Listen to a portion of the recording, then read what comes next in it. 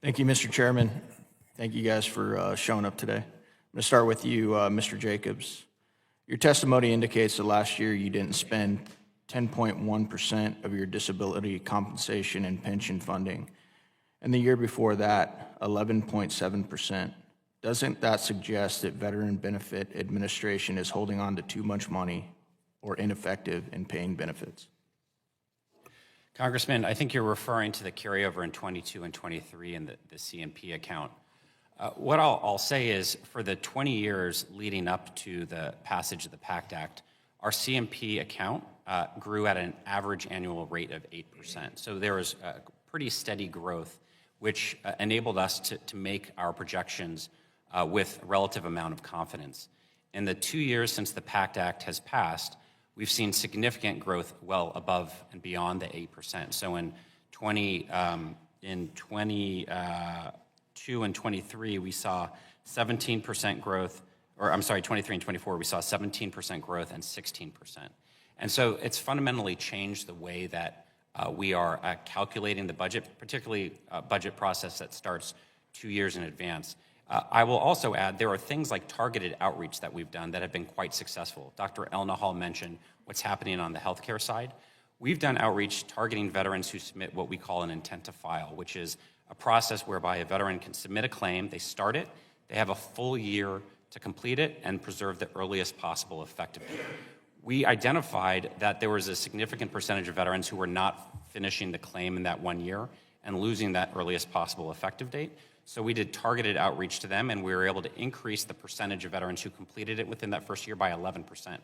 What that's meant is we've increased the amount of retroactive awards we've been able to pay veterans. So as a kind of a base reference, in 2021, we provided $4.2 billion in retroactive awards. In 2024, that grew to $9.59 billion. Those are the types of factors that make it hard to... All right, next question, still for you, Mr. Jacobs. Benefits dollars are mandatory. 2 times every year, VA counts up how much money is needed to pay benefits, and Congress provides it. Any budget shortfall is due to the quality of VA's estimates, not Congress's willingness to fully fund benefits. Do you disagree or agree with that? Congressman, I agree that Congress has been incredibly generous, not only in passing our budget, but in passing the supplemental. We have to do a better job of updating our estimates, and we will do that, particularly in light of the recent changes over the past 2 years. On that note, Ms. Duke, you were talking about this new program that you guys are going to implement this year that Mr. Luttrell was talking about. Do you have a more accurate timeline for us of when this program will be up and running?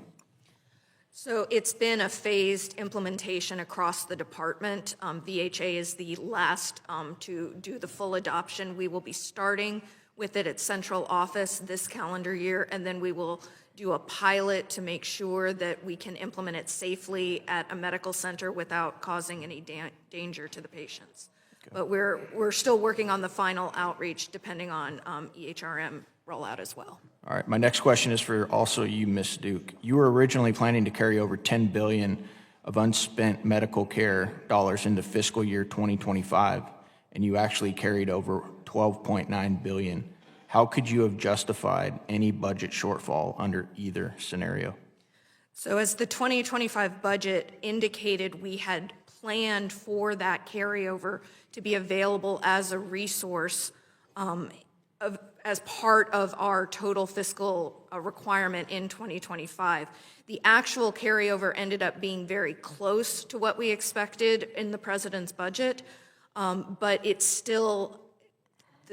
we still potentially had a need. That is why we thought that the overspending in 24 would have an impact on our financial requirements in 2025 because we had planned for that carryover.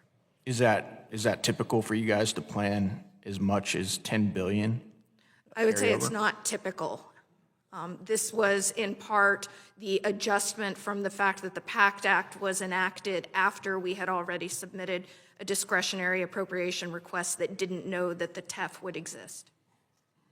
All right, next question. Dr. Elnahal, your $6.6 billion shortfall includes $2.6 billion to purchase equipment, including $2 billion in regular annual spending and $600 million to catch up what you deferred last year. What is the equipment and why didn't you budget for it originally? The equipment ranges, Congressman, from everything from IV pumps to more complex and technical medical equipment needed to do surgeries, medical implants. So it's a wide variety of equipment types. Well, those equipment types seem probably pretty standard, right? Standard, yes. My second part of my question was, why didn't you budget for it originally? So we actually ended up making decisions as a system to defer upgrades in a way that thankfully did not impact patient safety, at least to the information that I have, but by definition will not be possible again this fiscal year. You can only extend the life of equipment for a certain period of time, depending on what it is. You have to stay within the manufacturing guidelines on replacement and refurbishment. We were able to delay $600 million last year that we will not be able to delay again this year. Thank you. I yield back.